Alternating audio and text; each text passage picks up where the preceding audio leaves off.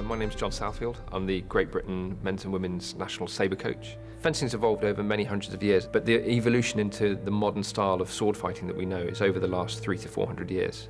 And it really came with the introduction of the lighter sort of thrusting weapons like the rapiers in Renaissance times. Through the 18th and 19th century, fencing as a sport really evolved properly, and then protective equipment was used, and it became much more a case of style and technique rather than just using actions that would kill or injure the opponent. The modern sport of fencing has three different weapons.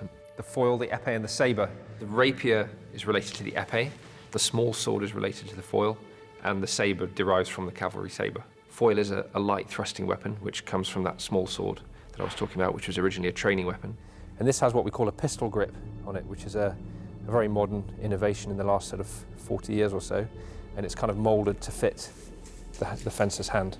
Next we've got the épée. Épée comes from the Renaissance dueling rapier, also a thrusting weapon, so you would have hit with the point. The épée is much more cautious, much more sort of cagey fencing, probably more like a real duel would be. If somebody was trying to stab you with a real sword, you probably wouldn't go rushing forward at them. This has a classic, what we call a French grip or a straight grip, so no fancy shaping or moulding on that one.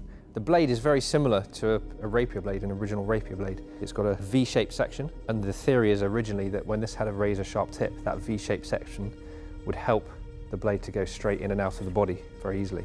If it was a square-shaped section, it's much harder for that to penetrate the flesh. And the third weapon is the sabre, which is the sort of cutting weapon, which comes from what you would think of as a kind of pirate cutlass, but it was actually a cavalry weapon originally from Eastern Europe. The rapier was really the gentleman's weapon, and in earlier times, the soldiers and armies carried swords which were much more kind of hacking, chopping, broadsword type weapons, and the weapons evolved. It was very much a gentleman's weapon, and gentlemen were expected to be able to handle a sword, with skill and dexterity and with style, not just with effectiveness. And obviously the biggest difference between modern fencing and dueling is that in modern fencing you're not trying to kill or maim somebody.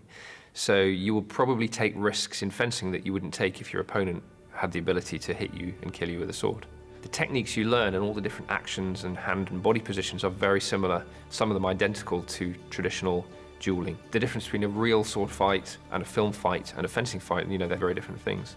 A real sword fight would be more cautious because you'd be under the risk of death or injury. When you're filming a film fight, obviously you want to make it look spectacular and you want the audience to see what the fighters are trying to do. In a fencing fight, you're trying to find the fastest way to the target or the most efficient way to the target to hit the other person.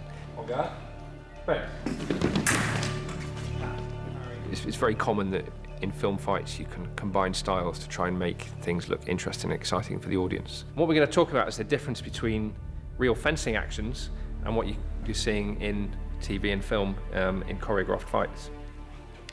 The first, I think, and most important thing to say is that for the audience, they want the fight to look spectacular. So this isn't any criticism of choreography, it's just explaining the difference. But if I was giving Michael a lesson, if he saw me doing a big, spectacular chopping action like this, that's actually bad fencing technique.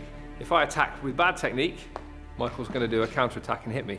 If I attack with good technique, he's going to block that attack and hit me. So that's the first and very important difference. In fencing, we're trying to do small, efficient, fast movements. In choreography, you're trying to do big, spectacular movements that look good for film and TV. Because it's a film fight, we're trying to make the movements quite big and spectacular. In a fencing fight, you would never bring your arm back before you try and deliver a hit, because that would leave you open to a counterattack from the other person. Now, what you often see in film fights is one person does what we call a drive, and that means they're continuously going forward doing lots of attacks, and the other person is doing lots of blocks. So this is what we're going to do now. Michael's going to do lots of blocks. Block, block. Okay, we're just going to explain one of the moves used at the very beginning of the duel, where Juan is trying to force Cesare into fighting with him. Okay, so the scene starts with Juan on the left putting a line out, so we call that a line. And Cesare tries to find the blade and hit the blade, and Juan does a disengage movement, which means he goes around the opponent's blade and then keeps his point on the opponent's target. And then on the second attempt, Cesare manages to knock the blade in what we call a beat and knock the line out of the way. Those are still actions that you still use today in modern fencing, particularly in foil and épée.